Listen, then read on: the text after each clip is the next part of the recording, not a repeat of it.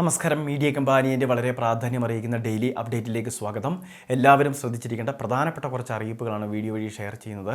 സംസ്ഥാനത്തെ ഏറ്റവും വലിയ സാമ്പത്തിക സഹായമായിരുന്ന ക്ഷേമ പെൻഷന്റെ 2 ഗഡു വിതരണം സർക്കാർ നിർവഹിച്ചിരിക്കുകയാണ്. ജനുവരി മാസം 23-ാം തീയതി മുതൽ വിതരണം ആരംഭിച്ചിരുന്നു.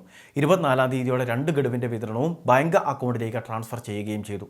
കൈകളിൽ തുക സ്വീകരിക്കുന്നവരുണ്ട്. അവർക്ക് ഫെബ്രുവരി മാസം 3-ാം തീയതിക്കുള്ളിൽ വിതരണം പൂർത്തിയാക്കുന്നതിനാണ് സർക്കാർ നിർദ്ദേശം നൽകിയിട്ടുള്ളത്. അതുകൊണ്ട് തന്നെ വളരെ വൈകാതെ നമ്മുടെ വീടുകളിൽ ഏജന്റുമാർ അല്ലെങ്കിൽ ഉദ്യോഗസ്ഥർ ഈ തുക കൈമാറുന്നതായിരിക്കും. ഇപ്പോൾ നമുക്ക് ലഭിച്ചിട്ടുള്ളത് കുടിശ്ശിക 1 ഗഡുവും അതോടൊപ്പം തന്നെ ജനുവരി മാസത്തെ വിതരണവുമായിരുന്നു. ഇനി ഇതുകൂടാതെ 3 ഗഡുകൾ കൂടി കുടിശ്ശികയുണ്ട്. ഈ 3 ഗഡുകളും 2025-26 സാമ്പത്തിക വർഷത്തിൽ നൽകി തീർക്കുമെന്ന് സർക്കാർ അറിയിക്കുകയും ചെയ്തിട്ടുണ്ട്. തദ്ദേശ തെരഞ്ഞെടുപ്പിൻ്റെ ഒരു വർഷം കൂടിയാണിത്. അതുകൊണ്ട് തന്നെ ഈ വർഷം തന്നെ തദ്ദേശ തെരഞ്ഞെടുപ്പിന് മുൻപ് തന്നെ നമുക്ക് മുടങ്ങിക്കിടക്കുന്ന ആനുകൂല്യം അത് പൂർണ്ണമായിട്ട് നൽകും. 4800 രൂപയായിരിക്കും അപ്പോൾ നമുക്ക് ലഭിക്കുക. ഇനി അത് മാത്രമല്ല, എല്ലാ മാസങ്ങളിലും ഇപ്പോൾ പെൻഷൻ വിതരണം നടക്കുകയും ചെയ്യുന്നുണ്ട്.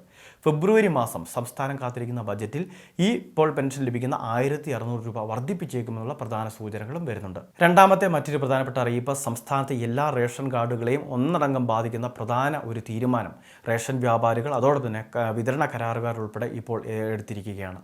സംസ്ഥാനത്ത് റേഷൻ വ്യാപാരികൾ ഉൾപ്പെടെ തിങ്കളാഴ്ച മുതൽ സമരത്തിലേക്ക് പ്രവേശിക്കുകയാണ്. റേഷൻ കടകൾ അടച്ചിട്ടുള്ളൊരു സമരരീതിയാണ് ഇവിടെ പിന്തുടരുന്നത്. അതോടൊപ്പം തന്നെ വിതരണ കരാറുകാരും ഈ ഒരു സമരം ഏറ്റെടുത്തിട്ടുള്ളത് കൊണ്ട് തന്നെ വിവിധ മേഖലകളിലേക്ക് ഭക്ഷ്യധാന്യം എത്തിക്കുന്നതുൾപ്പെടെയുള്ള കാര്യങ്ങൾ തടസ്സപ്പെടും. അതോടെ റേഷൻ വിതരണം നിലയ്ക്കുന്ന സാഹചര്യമുണ്ടാകും. സർക്കാരുമായിട്ടുള്ള ചർച്ച പരാജയപ്പെടുകയാണ് ഉണ്ടായത്. അപ്പോൾ വളരെ വേഗം തന്നെ സർക്കാർ ഉചിതമായിട്ടുള്ള തീരുമാനം എടുത്തിട്ടില്ല എങ്കിൽ സാധാരണക്കാർക്ക് ലഭ്യമാകേണ്ട സൗജന്യ അരി അതോടൊപ്പം തന്നെ സബ്സിഡി നിരക്കിൽ ലഭ്യമാകേണ്ട അരി ഉൾപ്പെടെയുള്ള ആനുകൂല്യങ്ങളെല്ലാം നിലയ്ക്കുന്നതിന് ഇത് കാരണമായേക്കും. അത് വലിയൊരു ബുദ്ധിമുട്ടിലേക്ക് സാധാരണക്കാരെ കൊണ്ടെത്തിക്കും. അതുകൊണ്ടൊക്കെ തന്നെയാണ് സർക്കാർ വിവിധ ചർച്ചകൾ ഇതുമായി ബന്ധപ്പെട്ട് ഇപ്പോൾ നടത്തിക്കൊണ്ടിരിക്കുന്നത്. ജനുവരി മാസം 27-ാം തീയതി മുതൽ അനിശ്ചിതകാല സമരത്തിലേക്ക് എന്നാണ് ഇപ്പോൾ ഏറ്റവും പുതിയ അറിയിപ്പ് വന്നിട്ടുള്ളത്. റേഷൻ ആനുകൂല്യങ്ങൾ വാങ്ങാനുള്ളവർ ഈ ഒരു അറിയിപ്പ് പ്രത്യേകം ശ്രദ്ധിക്കണം. നമ്മൾ തുടർച്ചയായിട്ട് റേഷൻ വാങ്ങാതിരുന്നാൽ നമ്മളുടെ റേഷൻ കാർഡ് മുൻഗണനേതര വിഭാഗത്തിലേക്ക് മാറ്റാനുള്ള സാഹചര്യമുണ്ട് എന്നൊരു കാര്യം പ്രത്യേകം ഓർമ്മിപ്പിക്കുന്നു. ഇനി വിവിധ ആനുകൂല്യങ്ങൾ വാങ്ങാനുള്ളവർക്ക് റേഷൻ കാർഡ് ഹാജരാക്കി സപ്ലൈകോ വഴി ആനുകൂല്യങ്ങൾ വാങ്ങുന്നതിന് വേണ്ടി സാധിക്കുന്നതായിരിക്കും. അടുത്ത മറ്റൊരു പ്രധാനപ്പെട്ട അറിയിപ്പ്, നമ്മുടെ സംസ്ഥാനത്തെ ലൈഫ് മിഷൻ പാർപ്പിട പദ്ധതി 4 ലക്ഷം രൂപ ലഭിക്കുന്ന പദ്ധതിയിൽ പുതുതായിട്ട് പാർപ്പിടങ്ങൾ പണിയുന്നതിന് വേണ്ടി അതോടൊപ്പം തന്നെ നിലവിൽ വിവിധ നിർമ്മാണ അവസ്ഥയിലിരിക്കുന്ന വീടുകൾക്ക് ധനസഹായം എന്ന രീതിയിലാണ് 100 കോടി രൂപ കൂടി ഇപ്പോൾ സർക്കാർ അനുവദിച്ചിട്ടുള്ളത്. നിലവിൽ 1.25 ലക്ഷത്തിന് അടുത്ത് വരുന്ന പാർപ്പിടങ്ങൾ ഇപ്പോൾ നിർമ്മാണ അവസ്ഥയിലിരിക്കുന്നവയാണ്. ഇതുമാത്രമല്ല, നിലവിൽ 5,38,000 ഗുണഭോക്താക്കൾ പട്ടികയിൽ ഇടം നേടിയിട്ടുണ്ട്. ഓരോ പ്രാവശ്യവും സർക്കാർ ധനസഹായം അനുവദിക്കുന്നതനുസരിച്ച് നമ്മളുടെ മുൻഗണന അടിസ്ഥാനമാക്കി കരാർ വയ്ക്കുന്നതിന് സാധിക്കുന്നതായിരിക്കും. ഇത് മാത്രമല്ല, ആവാസ് യോജന സ്കീമിലും നമ്മുടെ സംസ്ഥാനത്ത് പാർപ്പിടങ്ങൾ നൽകുന്നുണ്ട്.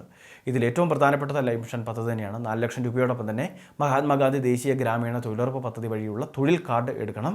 അതിനുശേഷം നമുക്ക് 90 പ്രവൃത്തി ദിനങ്ങൾക്ക് മുകളിൽ നമ്മളുടെ വീട്ടിൽ അത് ചെയ്യുന്നതിന് വേണ്ടി സാധിക്കും. അങ്ങനെ ഏകദേശം 30,000 രൂപയ്ക്ക് മുകളിൽ നമുക്ക് ആ രീതിയിലും വരുമാനം കണ്ടെത്തുന്നതിനുള്ള ഒരു അവസരവും സർക്കാർ ഒരുക്കി തരുന്നുണ്ട്. എന്നാൽ ഒരുപാട് ആളുകൾ ചോദിച്ചിരുന്നു, ലൈഫ് മിഷൻ പദ്ധതിയിലേക്ക് പുതിയ അപേക്ഷകൾ ഇപ്പോൾ സ്വീകരിക്കുന്നുണ്ടോ എന്ന്.